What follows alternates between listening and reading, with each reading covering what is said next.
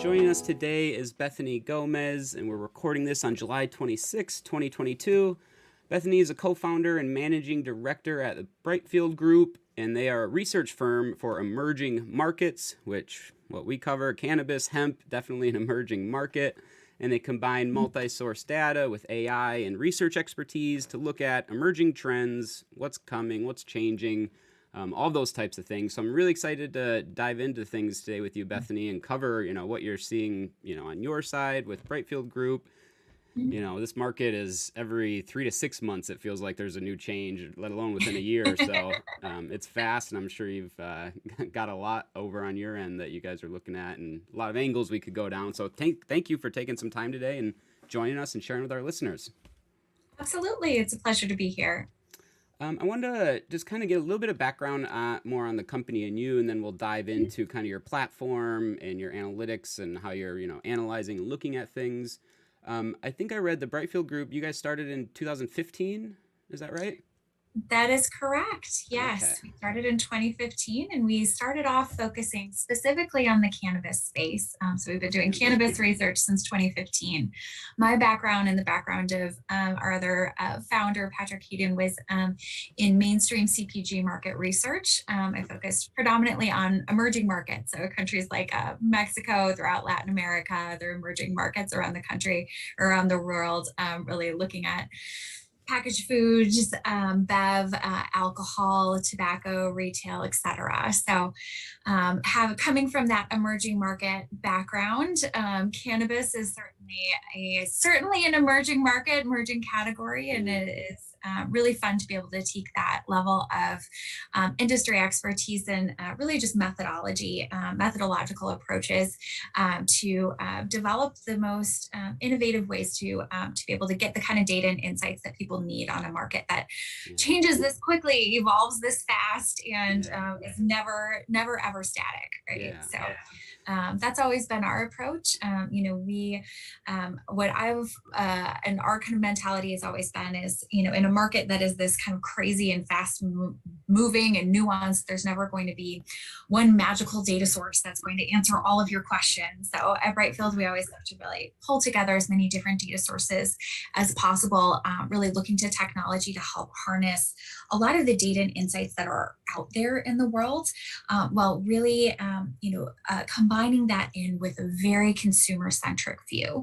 Sales data will tell you what has already happened, but in cannabis, if you really want to understand where the market is going and where the opportunities are, you really have to kind of get into the minds of the consumer and understand the why, what they're looking at, what they want out of their products, what's going to get them to shift, both from what they're directly saying as well as what they're communicating in outside sources, which is why we use extensive survey research, but also we extensively use social listening data, and other data sources that capture data that's already out there in the world as well. Yeah, and it's really hard with cannabis because there's like a natural consumer demand, which I think you see in regular CPG type products because there's not these heavy regulations, but in cannabis you see certain demands, but they're normally because of the laws and regulations of why certain products are or aren't available, and then every state's different, so it's very hard to go like state by state. And is this real consumer preference, or is it because of regulations and there's actually a different consumer preference but we can't tap into yet, maybe in the future? I mean, that's such a dynamic environment. Yeah, I always say that cannabis makes an incredible business school case study, because it really is a factor of where those regulations impact the shape of the market, the structure of the market, and to be able to really understand those structures as well as what consumers actually want and how that kind of transition from an illicit market into a legal market, and how those consumers are going to behave in this new environment, is really kind of a factor of those two combining forces, the regulations and the consumers. And you have to really understand both sides. Did you say, was Patrick your co-founder? Was that his name you said? Yes. Yeah, he's That's our CEO. that sounded interesting because so his background was actually, it sounded like taking a product that's already there, like let's use Coca-Cola as the simple example, maybe in the United States, but then taking that to a new market where obviously cultural preferences, things you have to tweak for whatever that product is. And then cannabis is just a brand new product while also Mhm. going into the new markets. So it's Mhm. interesting. You got to combine all those factors into kind of decision making. Yeah, so you do have to combine all those factors into decision making. Patrick had a great background, actually more on the financial side of things, and working with emerging companies as they scale and grow in the financial side of things. We also have some really great team members and leadership involved here, including our senior director of product, who has worked with a think tank at UPenn, really combining methodologies and understanding consumer research as integrated through natural language processing, and some of kind of the forefront of some of that academic research around consumer insights, as well as another our senior director of insights, who had previously worked at Coca-Cola, and helped to really look at these kind of new brands as they come in and scale. So she was able to help us bring kind of that level of vigor of research methodology that's expected in CPG, and really bring that into the cannabis space as well. So Yeah. we're lucky to have a really great team in place here to help explore both, kind of bring those research foundations, kind of that startup mentality, as well as that kind of creativity and methodologies, to be able to harness data effectively to bring those insights into our clients. Yeah. I'm really interested in the platform, and I want to dive into the social listening aspect because I find that fascinating. But I want to kind of keep along a chronological timeline, we'll say. So I want to ask your first. So 2015, cannabis was first. What was your first go to market strategy or product? Like, did you focus on one certain state, Mhm. multiple states, and what was the product you brought? Like the very first thing you decided on?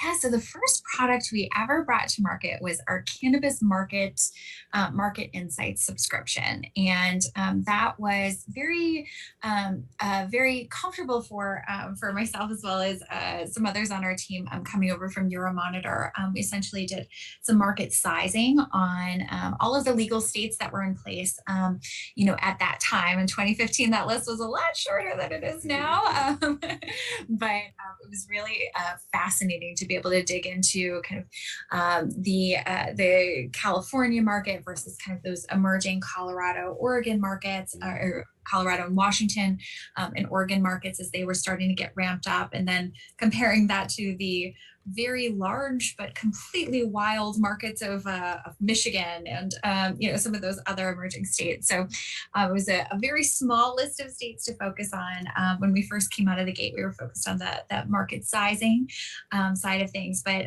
we always really wanted to listen to the market and see what companies really needed and what kind of insights they were really looking for. So all of our products have really been developed with that consumer, with our clients in mind. And what we had heard from the market when we went out of the gate was there was a real gap in understanding consumers and what consumers actually wanted, and what would they actually buy if they could, right?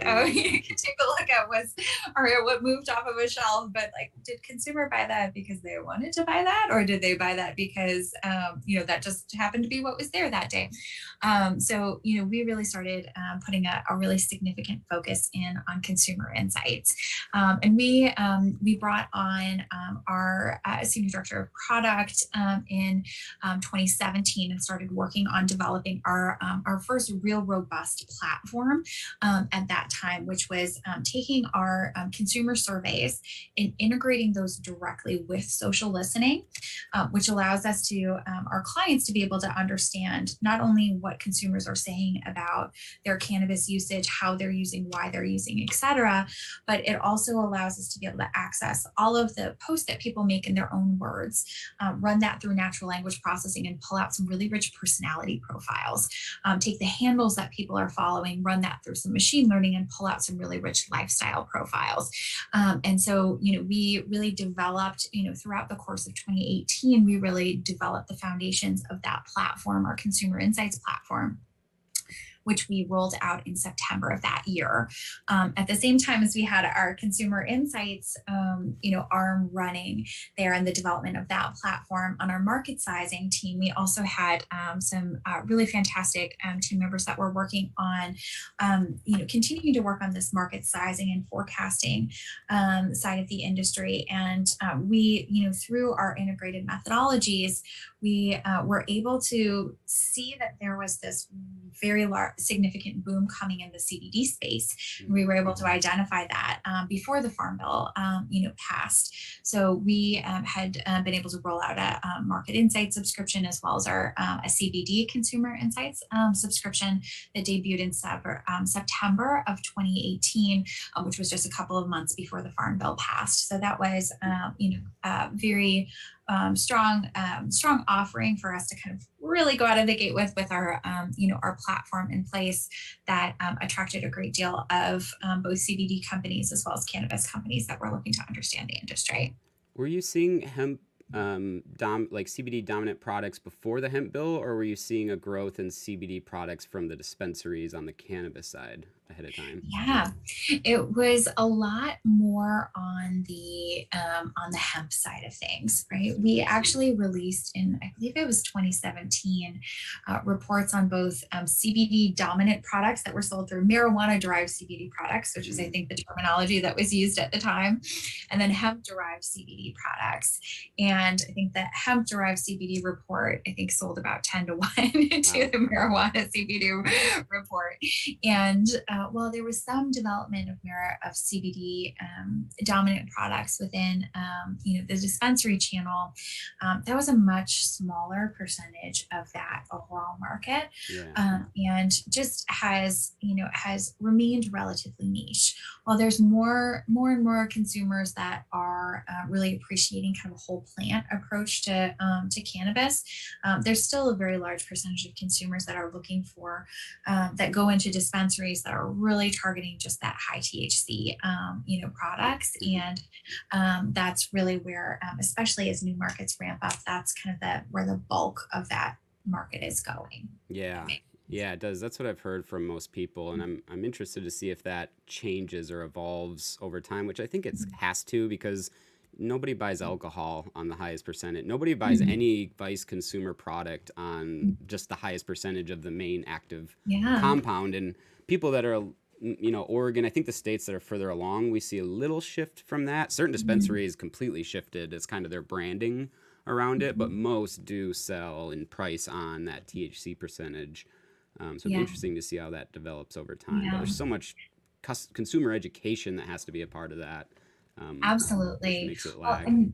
And quite frankly, the cannabis industry is taking some hits because of that, in terms of competition right now with the Delta 8 market, for that matter, or some of the new, this newer generation of CBD products that we've seen really, really grow or kind of take over the CBD market to a large extent over the past 12 months, is really becoming dominated by not just CBD isolate based products or the full spec products, but more of these CBD products, hemp derived products that include Delta 8 or Delta 10, some CBD, some other minor cannabinoids included, but have some of that psychoactive effect, but not a 20% THC content or a 25 or a 30, where kind of that race to the highest, strain concentration that we're seeing through the dispensary channel, even in states with legal cannabis markets, legal,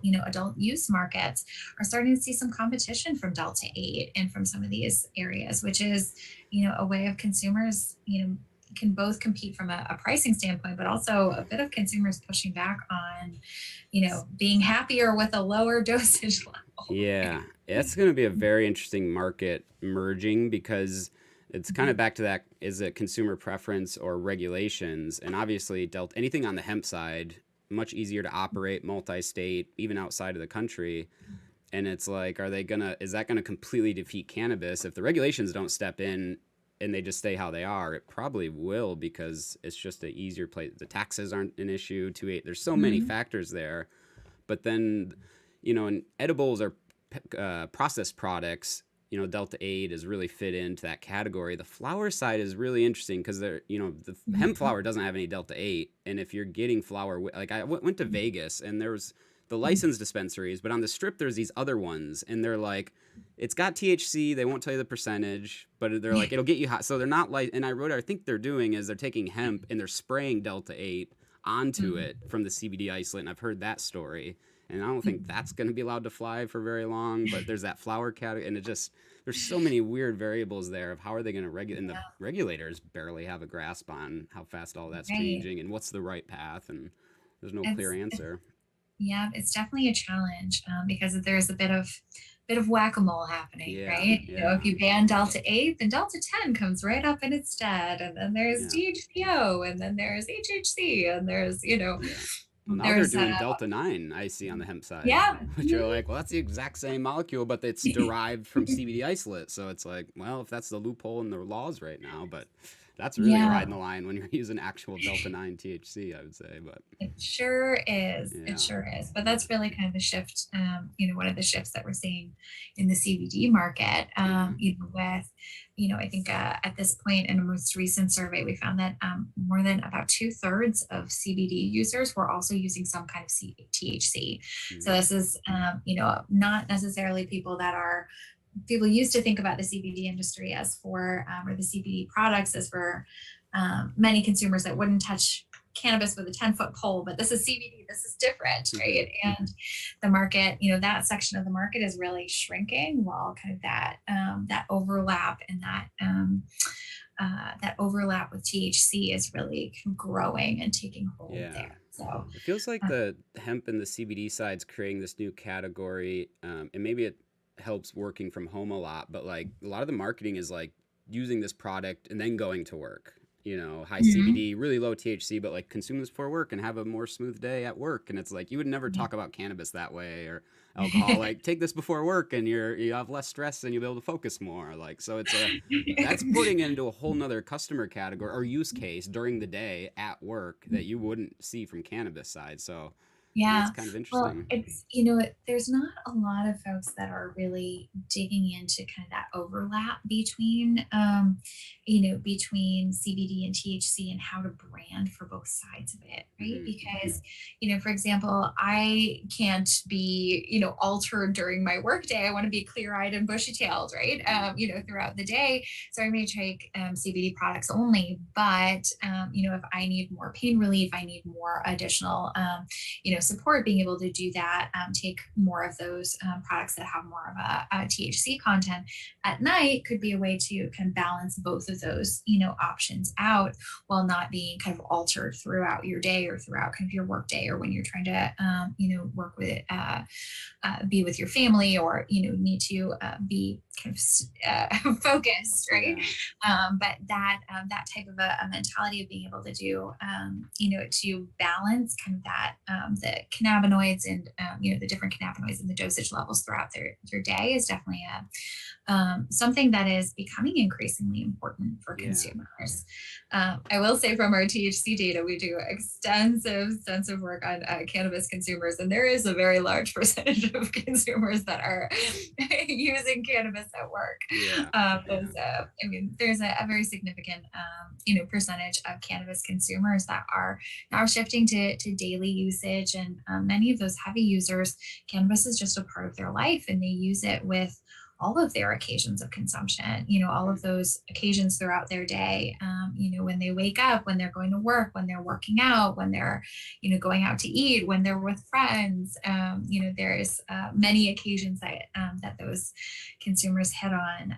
But, that's possible for some people, and for others that is not something that they can do and function throughout the day. So some of these CBD based products, as well as some of the lighter products, that on that spectrum may appeal more to those Yeah. consumers.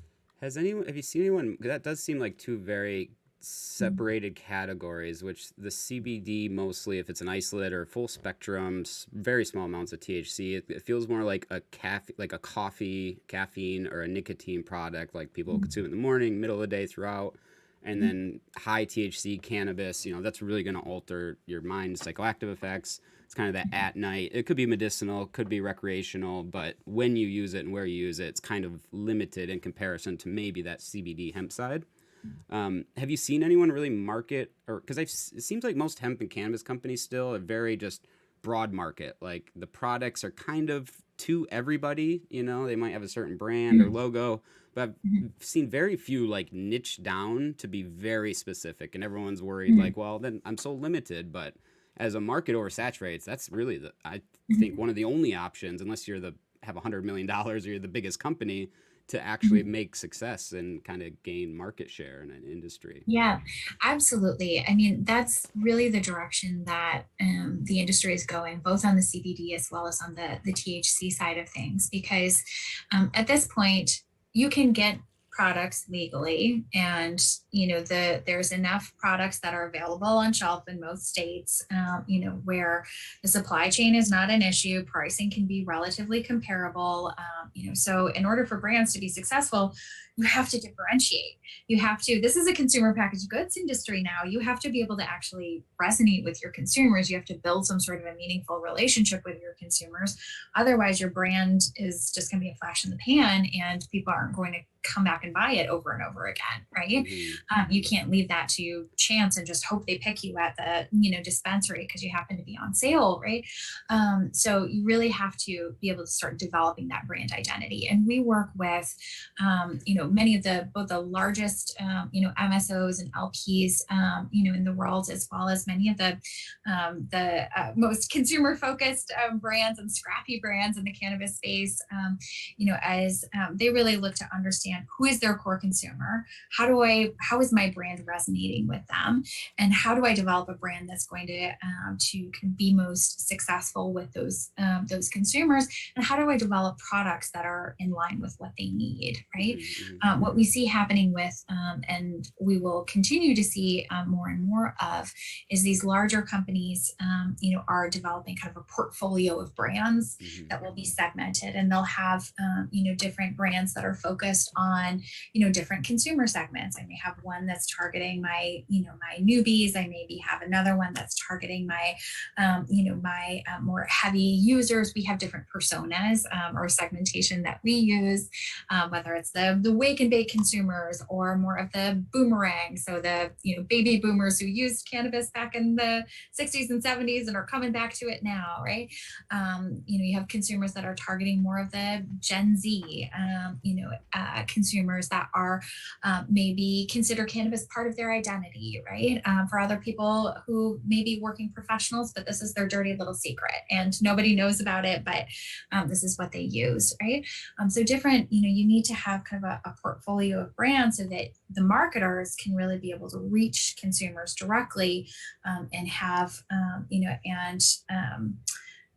that their brand really resonate with those consumers so that they're becoming that lifestyle brand. They're developing that level of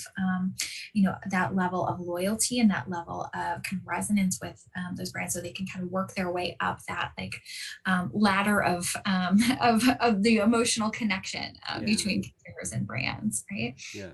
So we're starting to see that happen, but it's still at relatively early Yeah. days here. Yeah.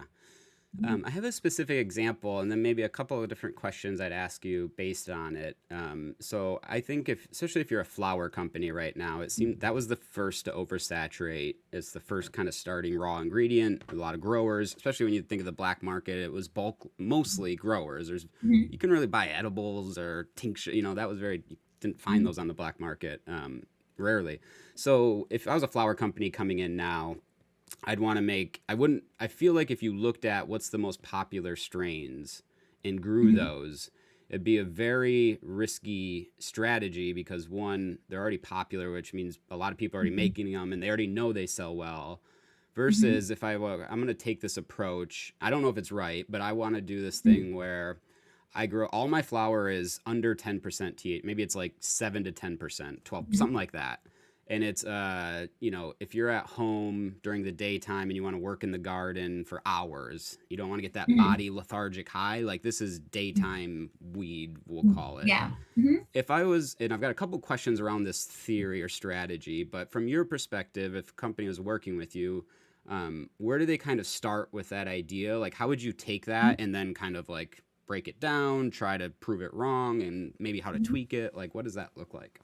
Yeah, so it's a great question, and there's several different data sources that you can use to be able to kind of pull this all together and take a look at what you're looking to achieve, right?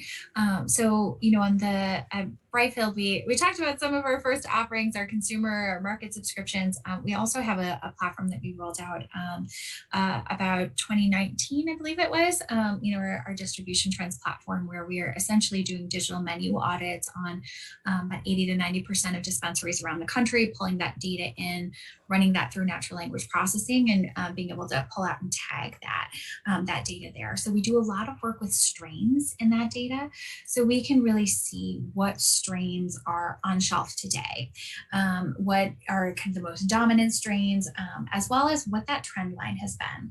A lot of our clients will use our data for strain planning, for cultivar planning, and being able to look in the future. And you're right, you don't want to plant, given kind of the lead time that it takes to grow, you don't want to put seeds in the ground today for what is currently on shelf, right? You want to look forward and try to be able to see where are the opportunities, right? So the first thing you can do is take a look at what is on shelf today, but what is up and coming, and what is the fastest growing. Some of those metrics that I like to look at are we look at it in terms of share of shelf, and then in terms of actual growth, and then in terms of kind of month over month growth in here. So you can take a look at, if you look at in growth in percentage terms, you can see, there'll be some strains that are growing by 3,000% in a month, for example. This will, but these will be very, very tiny strains, right? So they may just be a flash in the pan. We can also look at which ones are the biggest, but then if you combine those two together and look at which have the most significant growth overall and have seen the largest shelf space increase, you can see a lot of those that are have a little bit of traction, but are really starting to gain hold.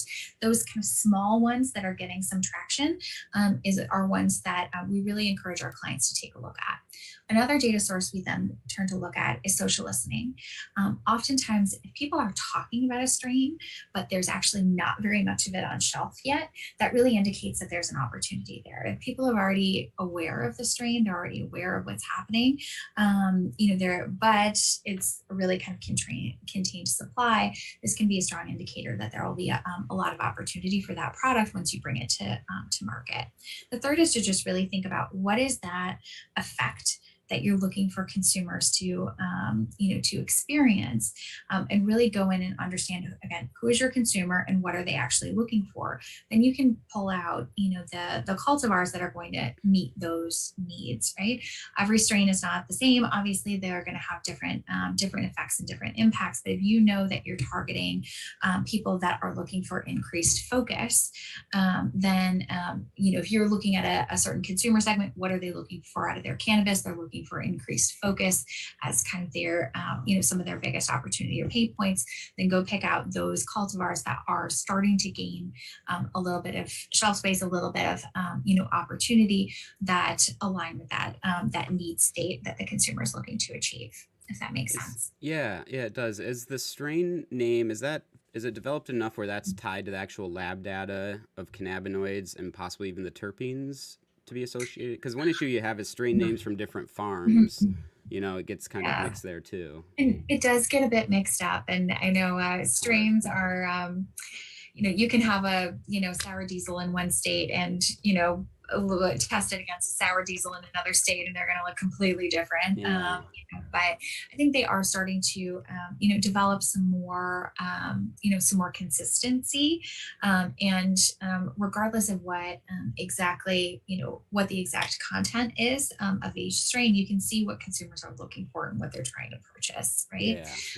And that's what our data can show you. It does.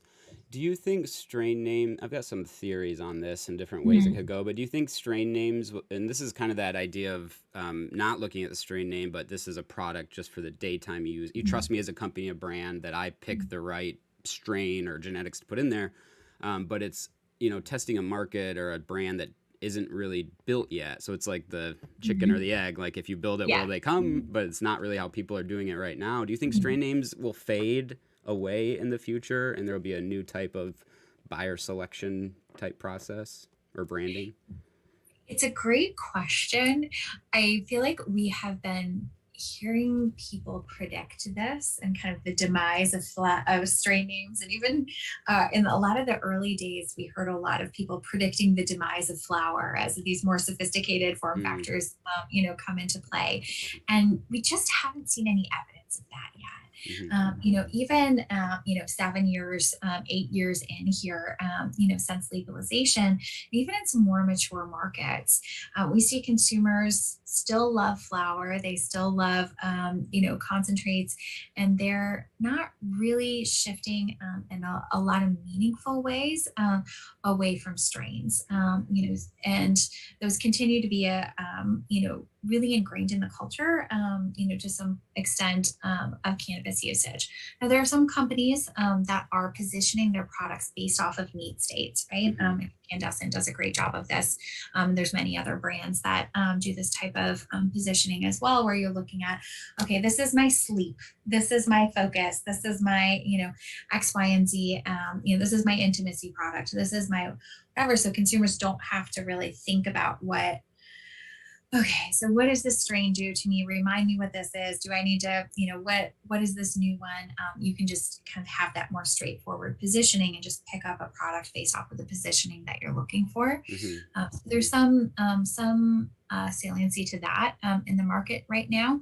CBD has certainly gone that way. Hemp side, yeah. That's what's been really, really effective, in the CBD space to kind of get over that hump for consumers. But to date, we still see a lot of focus on strains. Yeah. Mhm. Yeah, definitely. Yeah, I don't think flower is going anywhere or will go anywhere in the future. But the strain names, I think my thought is that they will fade just because over time there's so much inconsistency from like farm to Mhm. farm, grow method, but to go on a name. And when I shop flower on a strain name, I almost only use it to see like what the terpenes might be. So like a Mhm. strain like Skittles, I'm like, do you have the terpene results first? No. Well, Yeah. show me these Mhm. three. I like fruity terpenes and smells. So I just picked three names like orange, lemonade, or something.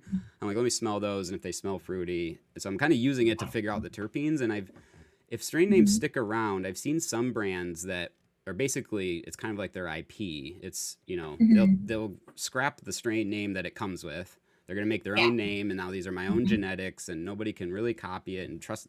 Mhm. I'm the only place you can get this, so they're still kind of using Mhm. that strain name, but they're setting it up for like a specific terpene profile or cannabinoid profile Yeah. that's associated, and then it's consistent when you buy and repeat buy. But over time, it feels like there's got to be, and I don't think the effects approach works as a replacement fully because people like knowing, well, is that a different genetic or what changed? Yeah. And now you're not Mhm. telling me that, but I maybe do want to know. So Yeah. it's like maybe Mhm. there's got to be like some hybrid in the middle approach there or something over Mhm. time. But yeah, I Yeah. don't know what way that'll go. It's interesting. Um, around okay, my last question on this daytime only flower farm that starts up. I've always been curious about like psychographics versus demographics. Yeah. So for that daytime flower business idea, maybe I'm gonna target older people that are maybe retired, stay home, and like they work in their garden like that. Would Mhm. would Mhm. you would you market around the use case, which is that activity, the psychographic of your home and you want to do stuff outside for the day? Or would you market around the demographic, which is maybe older, retired, still the same use case? Um, and how do you split those two? Like, is it risky to pick a demographic? Should you stay away from that and just use like the use? Because you might get younger people that are working from home and Mhm. do the same scenario, but they're not 60. And Mhm. if they see an old person on your marketing Mhm. or something, maybe they're turned off by that. I Yeah. don't know. Well, I think there's definitely some schools of thought on both sides of that, and you'll have to really kind of carve out a positioning and own it, and knowing, having tailored view of who your consumer is, or a more segmented look at who your consumer is, allows you to speak to them in their language about a lot more successfully. Mm, Now, dog walkers, for example, doesn't have to necessarily brand it as, they're targeting, younger consumers, but it kind of comes through in their branding, right? Dog walkers is for kind of a specific occasion. It's great. They have kind of their bullseye of who their consumer is, which is, a younger consumer segment, but they don't have to necessarily explicitly say that, but it comes through in kind of their branding, right? You can brand an occasion in there, but the messaging that you might speak to will be different if you're targeting, a Gen Z consumer that is, a heavy cannabis user, but only uses, once a joint they're only going to smoke halfway through, versus an older consumer that may be averse to, talking about their cannabis usage. It's not necessarily part of their everyday life. It's kind of like their sneaky little indulgence, right? That's their thing that they can do now that they're retired, right? The way that you kind of target or the way that you market to them may be different, right? The way that you segment that. With that being said, it's very important, and I can't stress this enough for companies, that one of the most important things that you should think about is when you're nailing down who that consumer segment is, or who you're really targeting, with your usage, understanding the size of that addressable market. I've seen so many brands miss in this way because in their mind, this seems like the greatest consumer segment and it's going to blow everything out of the water. But you forget that, okay, this is actually a relatively small number of people that you're targeting.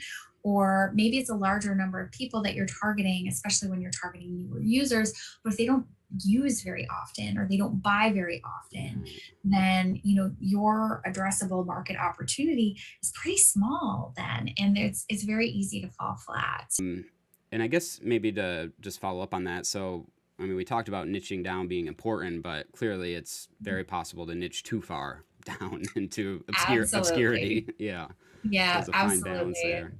Yeah, we do a great deal of brand health tracking here at Brightfield as well. We initially started doing that in 2019, 2020, and have been doing that increasingly in the U.S. cannabis space here over the last couple of years. And it's been exciting to see how much brands, brand identity has started to develop, and how much consumers are actually starting to pay attention to and care about which brand they're purchasing.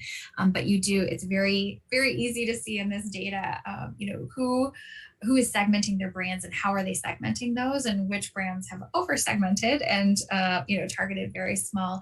They may have a very loyal base of consumers, but if they're very, very small and they don't buy very often, then it's hard to sustain those base. So we frequently see those those SKUs being cut. But that type of a view, when you see the larger brands that have targeted successfully significant positionings within the market, this has allowed those brands to really thrive there. Now I want to dive into that social listening aspect, which we kind of started off and we've hit on here and there. And I'm curious to understand just kind of how it works, a general description, because it seems like the potential, if that gets dialed in, is very effective. I mean, the use case for a tool like that is almost universal. I've always wondered, like, people are putting so much online, commenting where all these different places, but impossibly hard it feels to combine it to actually pull info out of it without being a person that's like reading through comments trying to like find these insights. How is the machine learning or AI, like, where's that all pulling from? Maybe the data sources, and what's the battle of filtering all that noise to actually create insights that you can pull from? Absolutely. It's fascinating because, in cannabis or in emerging markets, it's always challenging to be able to, create data sources or find data sources. But the reality is, in the world that we live in today, there's so much data that's just out there waiting to be harnessed. But you have to harness it properly. And that requires really taking your sampling strategy and your research methodology seriously. And so we kind of take this, we've approach this from kind of a methodology down standpoint on social listening. What we do, on our cannabis social, we have several different kind of social listening trackers and kind of angles for our social capabilities at Brightfield. But for a product prediction standpoint in cannabis, what we do is we essentially scrape or collect data in from essentially all conversations that anytime somebody's talking about cannabis or any sort of a slang word associated with cannabis, we can collect those posts into our larger data lake. We then, Is our that team of is that in-house. from any like social media, Reddit, Facebook, anywhere, basically? We use Instagram, Twitter, and Okay, are increasingly incorporating Reddit got it. at that juncture as well. Okay. So those are our primary platforms today. We collect that data into our kind of massive data lake, and then we have our whole in-house data science and engineering team that has developed natural language processing. That is, natural. The way that natural language processing works is you essentially develop what constructs you want to tag. You can use some machine learning and AI to be able to tag these, but there's typically a human in the loop, there that helps to kind of train these algorithms. Okay. At Brightfield, we kind of take that one step further. We actually take our cannabis industry analysts who are subject matter experts on the cannabis space and eat, sleep, and breathe cannabis insights and data all day long, and we kind of put them in the loop there to help kind of train the algorithms, train the machines to help improve and optimize for tagging there. So we essentially take all of this data that's collected on cannabis conversations, and we tag that based off of strain, based off of dosages, flavors, minor cannabinoids, need states, other areas, brands, product types, all sorts of various aspects that our clients are really looking for, understanding the time series and the volume of conversations around those areas.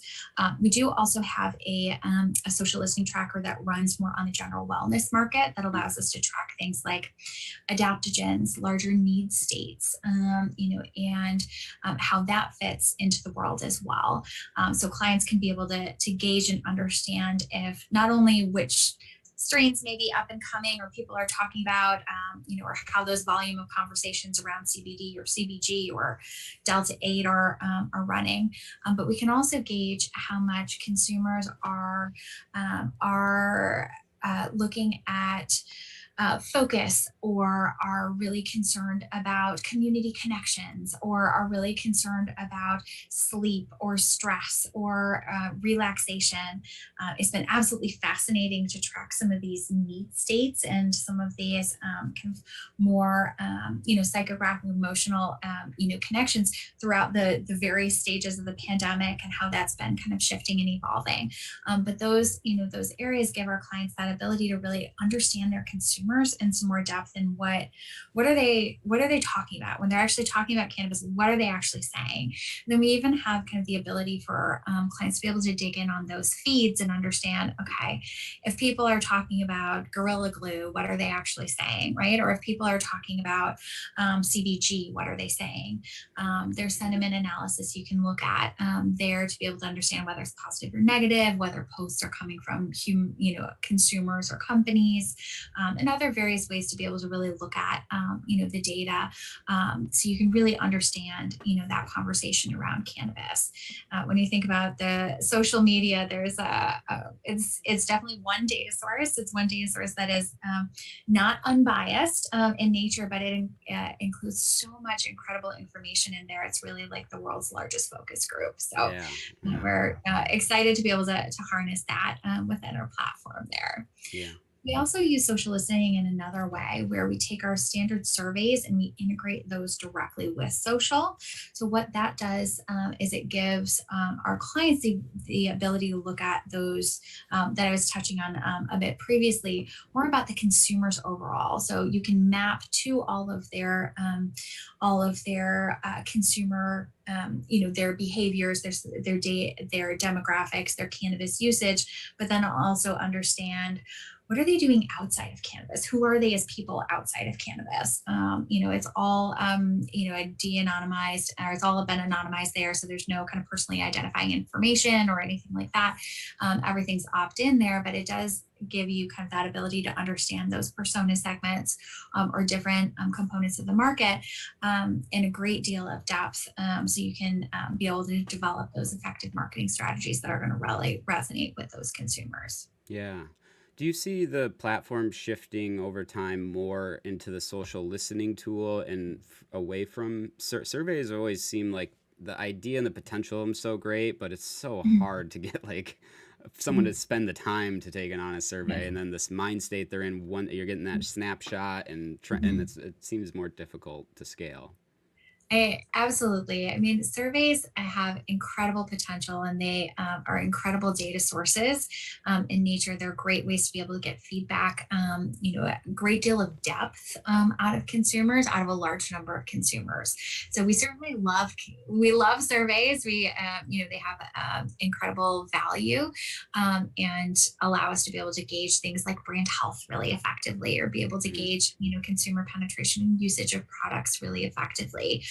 But being able to complement that with other data sources, surveys really can serve as this strong kind of anchor to your data because they can be more kind of balanced and kind of statistically balanced and kind of mirroring census data or things like that. Mm. But then the social listening gives you that ability to go into a lot more depth about certain areas or really understand what people are talking about in the wild there that can help with this ideation process with this kind of qualitative side of things. So in a large, for many people, it's become really a substitute for this kind of qualitative research like focus groups that were previously a staple in market research and Right.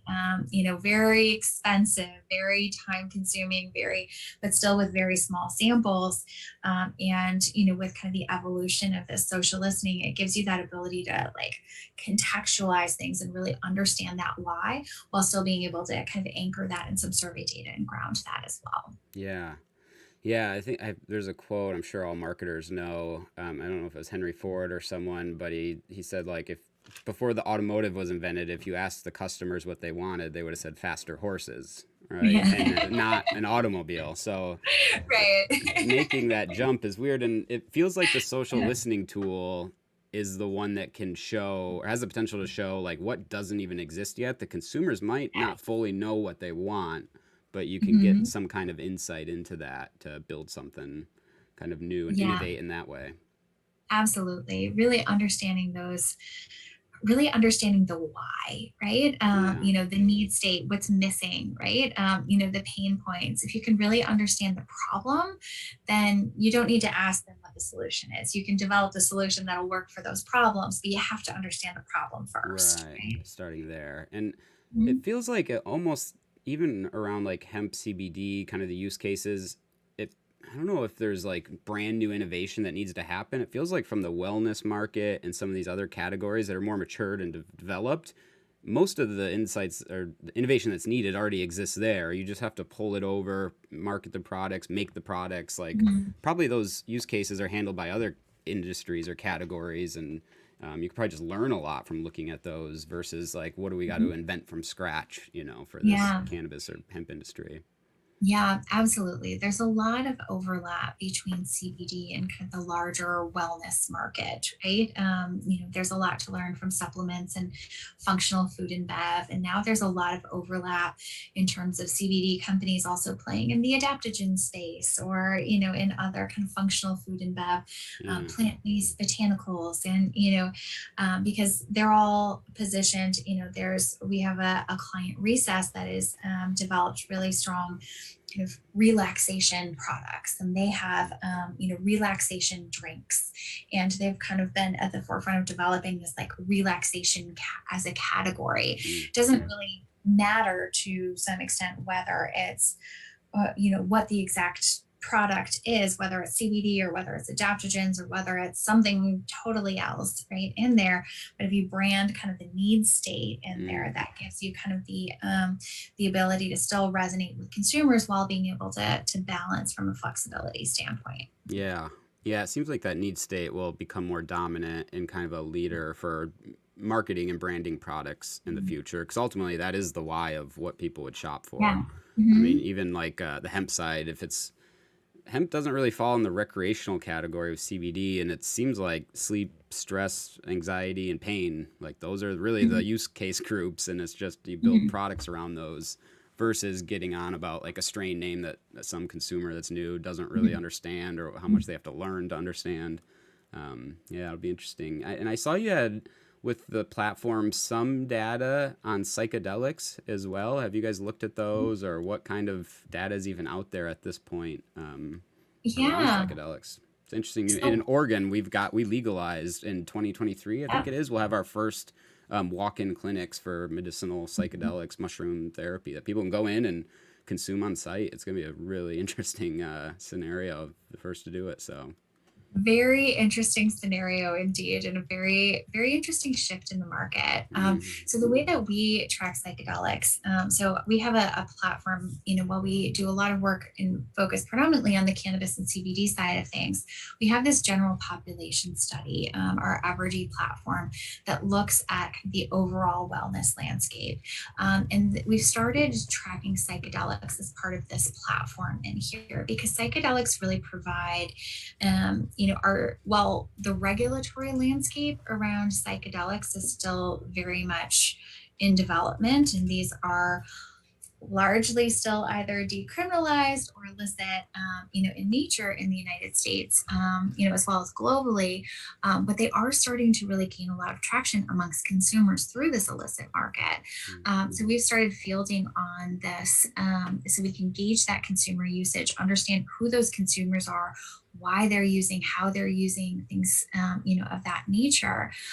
We found that in our most recent Average study, 3.4% of American adults were using psychedelics, which is crazy. That's the same rate as like echinacea, which is, those types of supplements that are, you find everywhere and that we've grown up with. And when we look at this usage of, of psychedelics, predominantly amongst like while it's becoming more and more prevalent across, across multiple generations, this societal shift in how consumers are looking at things. There's been massive shifts in the way that Gen Z is really looking at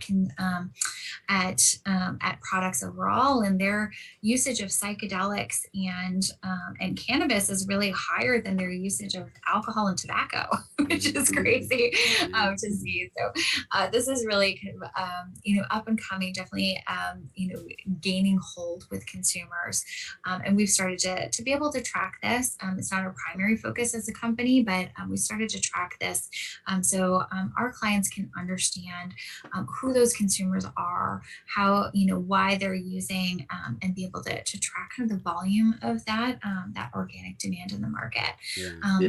A lot of people are predicting that, psychedelics will follow a similar pathway or kind of trajectory as cannabis.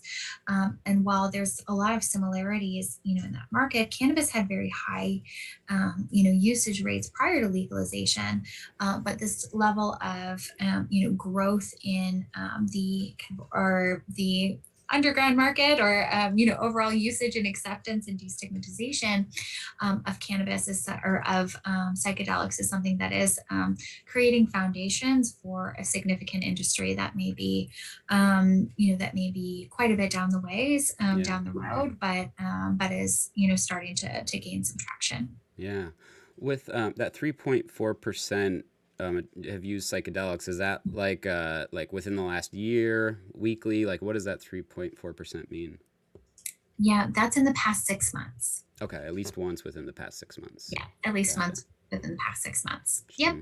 Has there been any historical data to show that was lower in the past or higher? Or it's probably hard to track. I mean, I've got to imagine psychedelic data is just not a lot out there to look at. Yeah, we do. I know that it was significantly lower. It has been growing quarter over quarter.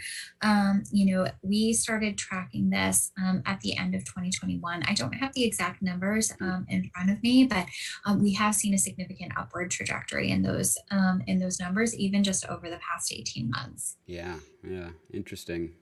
Yeah, I think that area is going to take a long time to develop, and I don't know, how much. Yeah, the overlap with cannabis, like, will it be similar, different, or are they filling the same need states for certain people? Will be interesting, but yeah, that's a whole new category that is also very fascinating. I'm always curious when someone's looking at data or anything around it because there's just not much established in the market at all right now. So Yeah, absolutely. Yeah, it's definitely something we've got our eye on, and those we're tracking that both in terms of our survey data as well as our social listening data as well, so Yeah. we can get kind of that volume of conversations and what people are actually saying there Yeah. as well. So Awesome. lots to learn. Well, Bethany, thanks for the time. Let listeners know who should reach out. I think we talked a little bit about your customer groups that work with you, but if you want to let them know that again, and then where they should reach out if they want to talk more. Absolutely. So, and we work with many of the largest as well as some of the small to mid-size fantastic brands that are operating in the space. Really, anyone who is wanting to understand that cannabis consumer, cannabis brands, really understand that market landscape, and product landscape. Really love to use our data to help power marketing strategies, product development, national expansion strategies, business development, strategies in there as well. So if you're interested in data in the cannabis space, please do reach out. You can learn more at brightfieldgroup.com and contact us there. Awesome. Well, again, thank you for the time and sharing with our listeners. It was really nice talking to you. Yeah, you as well. Thanks so much. Yep. Thanks, Bethany. Bye-bye.